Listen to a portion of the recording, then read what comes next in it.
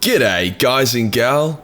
Games Workshop are very deliberate with what they flesh out and what they leave ambiguous. Some might say this is so the consumer can insert their own lore into the gaps, but I reckon it's because they don't want to embarrass themselves with shite storytelling for key plot points. Nothing has been left more mysterious than the identity and fate of the 2nd and 11th Legion and their Primarchs. As GW slowly begin to peel back the layers of the less known lore, like how they have gone in depth with the Emperor's Unification Wars and his tragic Thunder Boys, I'm honestly expecting some concrete stuff from the Lost Legion soon. They have already dropped us plenty of hints, enough hints to make this video, so I would say it's only a matter of time. Before we get started, I have a treat for you. When Cyberpunk 2077 was announced, I was still a virgin who had only just started high school, so it's pretty awesome to see it's finally coming out in only a couple of days. Hence, I've teamed up with Instant Gaming to host a giveaway for you guys, where Instant Gaming will be giving away 10 copies of Cyberpunk, as well as a 380 graphics card. It's free to enter and only takes a minute. While you're there, why not check out the rest of the site and pick up some massively discounted games, such as the Total War, Warhammer or Dawn of War games. Obviously I'm referring to Dawn of War 1 and 2 here, not 3. Honestly, with how much money you can save through buying off Instant Gaming, there's no reason not to make this your new store for game keys. Thank you Instant Gaming for sponsoring this video. Today we'll go over who the Lost Primarchs could have been and how they may have met their unfortunate ends. We'll then go over some of the cooler fan-made Lost Primarchs. As a disclaimer, I'm using obscure references and canon mentions of the Lost Legions in order to make my own conclusions and try paint a picture for you. While this picture should be pretty accurate due to me combing through the lore for all the times the Lost Legions are mentioned, I could also be very wrong about the final result. However, I'm also generally pretty wrong about clearly written lore, so this is just another standard Majorkill video. Let's get into it. A lot of people believe that GW will never reveal the Lost Primarchs, as by having a blank spot for detailed lore, it allows people to create their own homebrew Primarchs. Well, those people, including anyone from GW who has confirmed that, are supremely retarded and should jump off a bridge. Yes, GW has allowed and encouraged the use of homebrew Space Marine chapters, but that is all because all it takes to create a homebrew chapter is to colour an Imperial Fist left pinky pink and then call them the Minge Destroyers. Voila, new chapter. At most, you could then go on to kit bash a dildo on their head or print off a unique shoulder pad for them if you're really crazy about it. For a homebrew Primarch, you would need to pay hundreds of dollars if not more to get a 3D modeler to create your Primarch from scratch and then get it printed. You would then have to spend hours creating a really cool backstory for them so that if anyone ever saw your Primarch, their first reaction wouldn't be, wow, what a piece of shit. The point I'm trying to make is that GW has no real economic incentive to keep the Lost Primarchs mysterious for the sake of the incredibly tiny Primarch homebrew community.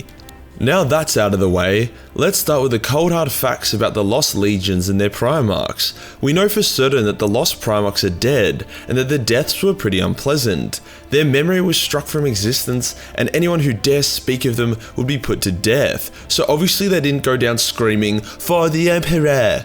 It would be easy to say that chaos got to them early, but that just wasn't the case. The majority of Primarchs were completely oblivious to chaos, but knew a fair amount about their brother's downfall. We also know that by the time the Emperor found Corvus, the Lost Primarchs were already dead. Hence it's also a fact that their demise occurred reasonably early within the Great Crusade. Another fact we know is that the Lost Legions fought in the Rangdan xenocide, which was humanity's greatest challenge prior to the Horus Heresy, and I even made a video on it the other day. When they fought here, they were not yet disgraced and disbanded, and the death of one of the Lost Primarchs is heavily believed to be because of the Rangdan xenocide. More on that in a moment. We also know that when the Lost Legions got deleted, not all of them were purged, and a large number of them were absorbed by other legions, mostly by the Ultramarines who experienced a large influx of new Marines at the same time as the disbanding of the 2nd and 11th. Coincidence? I think not. Some wordbearers even discussed the exact thing happening in canon, so I'm pretty confident this is the case. After all, even with chaos, corruption, and careful planning by their Primarch, 1/3 of each traitor legion was still loyalist, so it's not hard to assume the same would come of the Lost Legions. So here is the big theory about the death of one of the lost Primarchs. I can't say which one, because GW hasn't made any fucking distinctions between the two of them, but that's unimportant. I mentioned this in my Rangdan xenocide video, but basically the Rangdan, or maybe their sloth overlords, were known for their incredible mind control powers. I reckon that the Rangdan were able to corrupt one of the lost Primarchs and a lot of his legion over to their cause, explaining why the Rangdan xenocides were so challenging for the Imperium, as well as why the Rangdan xenocides have been mostly purged from Imperial records. There is absolutely no description or image of the Rangdan available, as I believe the Emperor didn't want it to be common knowledge that one of his sons had betrayed him. We could even go as far as to say that there was no Rangdan Xeno, and that the Rangdan was just a cover-up for a legion-going traitor. This theory is backed up by the fact that Russ has hinted towards being the Emperor's executioner, and having experience when it comes to killing Primarchs. Obviously that experience doesn't count for much because he failed to kill Horus, Angron, and Magnus despite being in a position where he could have killed all three of them, but, you know, she'll be right. Russ also states that Astartes versus Astartes combat prior to the Horus Heresy had happened before. Now, he could have been talking about the battle he had with that walking abortion advertisement Angron, or he could have been talking about the Rangdan Xenocides, a war that he and his wolves took a large part in. From this, I can comfortably say that at least one of the lost Primarchs met their demise during the Rangdan Xenocides, as they fought against the Emperor. The appropriate characters are in the right spot, i.e. Lehman was around and Corvus and his Raven Guard were not, the timeline is reasonable, and the mystery of the entire event all clearly points towards this. Now, whilst there's a chance that the other lost Primarch died here as well, I really don't think they did. It was stated by Rogel that each lost Primarch experienced a different tragic demise. The clues for the fate of the remaining Lost Legion Primarch might lay with Sanguinius. When Horus caught Sanguinius culling one of his sons who had fallen to the Red Thirst, Sanguinius begged Horus not to tell the Emperor, as he believed that if Father found out about the Blood Angel's gene flaw, they would suffer the same fate as the Lost Legions. The death of the missing Primarchs were tragedies. Their deaths weren't glorious, yet the Lost Legions weren't despised. People just kind of felt sad about what had happened to them. Hence, the other Lost Primarchs succumbing to a serious gene flaw and then being put out of their misery could have been what happened. This theory can be rebuked by saying, if one of the Lost Legion's gene flaw was so bad that their Primarch had to be deleted, then how come a large part of the Legion was able to join up with the other legions such as the Ultramarines? Well, to this you could say that only a certain percentage of the Legion, including the Primarch, experienced the gene flaw, or you could say that when the Emperor ordered said percentage of the Legion to be culled, the Primarch refused to do so and rebelled. Lorgar also mentioned that he feared the Emperor would do the same to him and his Legion after the Emperor mind raped him for being too religious, but while Sanguinius was certain that fate awaited his Legion, Lorgar just kinda said it as a, "Daddy is mad at me, please daddy, not the belt." There doesn't seem to be a huge consensus from the different writers about what happened to the Lost Legions. Most paint the Purged Primarchs as tragic accidents, while others heavily imply that they needed to be culled.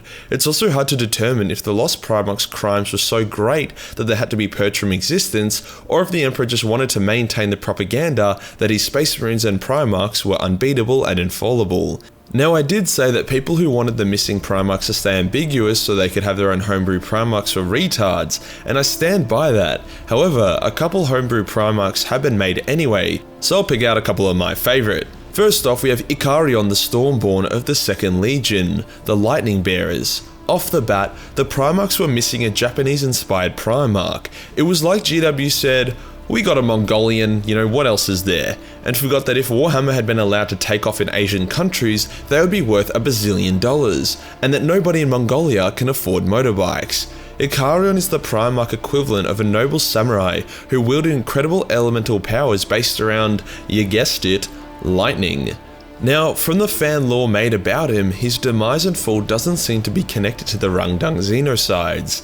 I would say that his son's tendency to electrocute shit, as well as being a bunch of sushi-eating pussies who didn't want to genocide in the Emperor's name anymore, led to them getting excommunicated.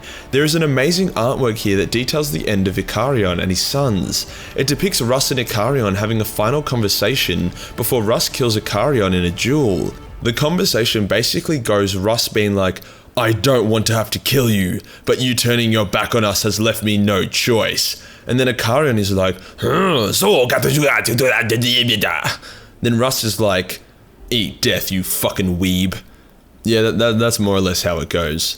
The unique style, design, and abilities of Ikarion are impressive and would easily allow him to stand out as a fan favourite from the rest of his brothers. You know, if he didn't get killed then deleted. There's actually a lot of cool artwork for this guy and his legion, so if someone wants to flesh out their lore a bunch or send me a link to a lore page about them that I was unable to find myself, then I might end up making a video on him.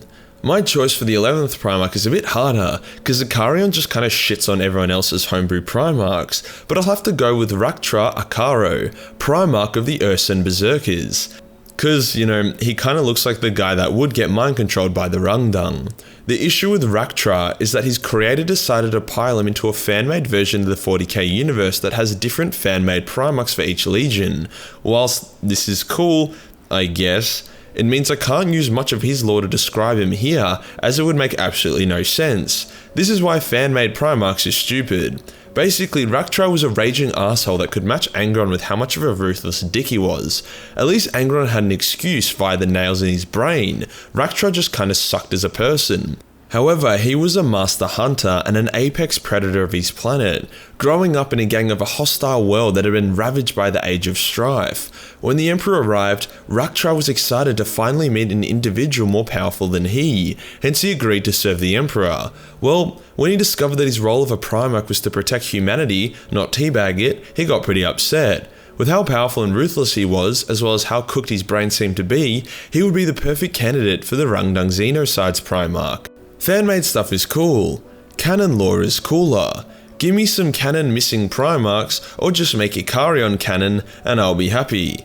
And that does us for today, guys, the lore and story of what we know about the missing Primarchs and their legions. If you enjoyed the video and want to support the channel, then Patreon is the place to be, where only $1 per month gives you access to a boatload of Warhammer hentai. Hit the subscribe button, then hit the real subscribe button for more missing content. Join the Discord for more memes, and I'll see you in the next one. Peace.